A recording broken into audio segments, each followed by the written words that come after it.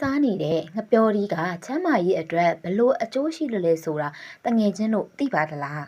အားလုံးပဲမင်္ဂလာပါရှင် TNT Knowledge Sharing Channel ကနေပြန်လည်ကြိုဆိုလိုက်ပါတယ်ဒီနေ့မှာတော့မအူးကလူတိုင်းနဲ့ရင်းနှီးပြီးသားဖြစ်တဲ့ငပြော်ဒီကပေးတဲ့ချမ်းမာရေးအကျိုးကျေးဇူးတွေကိုမျှဝေပေးသွားမှာဖြစ်ပါတယ်ရှင်ငပြော်ဒီဟာအာဟာရဓာတ်များစွာပါဝင်တဲ့အသီးတစ်မျိုးဖြစ်ပါတယ်အထူးသဖြင့်အမြင့်တဲ့အလွန်ကျွဲဝပြီးတော့အစာချေစနစ်ကိုကောင်းမွန်စေပါတယ်။ဒါအပြင်ပိုတက်ဆီယမ်၊မဂနီဆီယမ်၊ဗီတာမင်စီနဲ့ဗီတာမင် B6 တို့ပါဝင်တာကြောင့်ခန္ဓာကိုယ်ကျန်းမာရေးအတွက်အလွန်ကိုအသုံးဝင်ပါတယ်ရှင်။ WHO ရဲ့အကြံပြုချက်အရတစ်နေ့ကိုတစ်တီးဝလံအမျိုးအစား9မျိုးခန့်စားသုံးသင့်ပါတယ်ရှင်။ငပြောဒီဆိုရင်တော့တစ်နေ့ကိုတစ်လုံးမှနှလုံးအထိစားပေးတာကအသင့်တော်ဆုံးပဲဖြစ်ပါတယ်။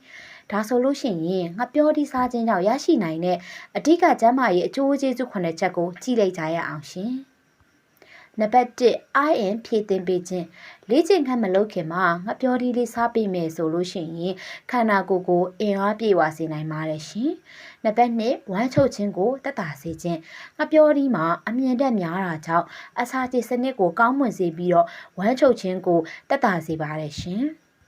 နံပါတ်3နှလုံးကျန်းမာရေးကိုကာကွယ်ပေးခြင်းပိုတက်ဆီယမ်ပါဝင်မှုကြောင့်တွေးဖိအားကိုထိန်းညှိပေးပြီးတော့နှလုံးကျန်းမာရေးကိုအထောက်အကူပြုပါတယ်နံပါတ်4အစာအိမ်ကိုကာကွယ်ပေးခြင်းအစာအိမ်နိုင်ရန်ကိုကာကွယ်ပေးပြီးတော့အစာအိမ်အနာဖြစ်နိုင်ခြေကိုလျော့ချစေပါတယ်ရှင်နံပါတ်5တွေးအားနည်းခြင်းကိုတက်တာစေခြင်းငပြောဒီမှာတန်သက်ပါဝင်မှုကြောင့်တွေးနေဦးဆဲထုတ်လုပ်မှုကိုကူညီပေးပါတယ်ဒါကြောင့်သွေးအားနည်းခြင်းကိုတက်တာစေပါတယ်ရှင်နံပါတ်6စိတ်ဖိစီးမှုရောကြစေခြင်းစိတ်တွေအယမ်းပင်ပန်းနေရတဲ့အချိန်မှာငပြောဒီစားပြီးရင်စိတ်ကိုတက်တောင့်တက်တာဖြစ်စေပါတယ်ရှင်နောက်ဆုံးတစ်ချက်ကတော့ကိုယ်အလေးချိန်ကိုထိန်းညှိပေးခြင်းပဲဖြစ်ပါတယ်ငပြောဒီကကယ်လိုရီနည်းပြီးတော့ဗိုက်ပြည့်စေတာကြောင့်ဝိတ်ချနေသူများအတွက်လည်းအထူးကိုတင့်တော်ပါတယ်ရှင်